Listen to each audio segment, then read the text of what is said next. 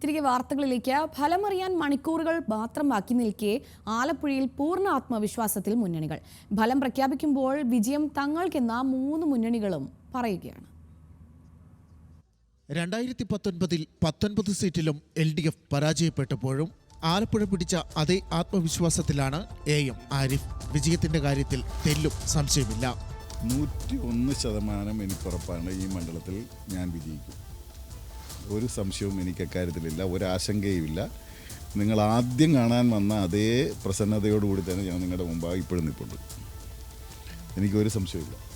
ആലപ്പുഴയിൽ ശോഭാ സുരേന്ദ്രൻ അട്ടിമറി വിജയം നേടുമെന്നാണ് BJPയുടെ കണക്കുകൂട്ടൽ. CPIM കോൺഗ്രസ് സഖ്യമാണെന്നും BJP വോട്ടുകൾ ഏകീകരിക്കപ്പെട്ടെന്നും BJP ജില്ലാ പ്രസിഡന്റ് MP ഗോപകുമാർ.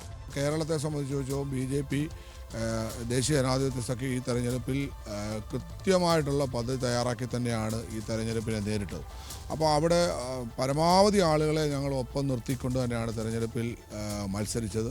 അതുകൊണ്ട് തീർച്ചയായിട്ടും കേരളത്തിൽ BJPക്ക് അനുകൂലമായ, ദേശീയ ജനാധിപത്യ സഖ്യത്തിന് അനുകൂലമായിട്ടുള്ള ഒരു വിധിയെഴുത്തുണ്ടാകും എന്ന് ഞങ്ങൾ പ്രതീക്ഷിക്കുന്നു. ആലപ്പുഴയിൽ വിജയത്തിൽ കുറഞ്ഞൊന്നും UDF പ്രതീക്ഷിക്കുന്നില്ല.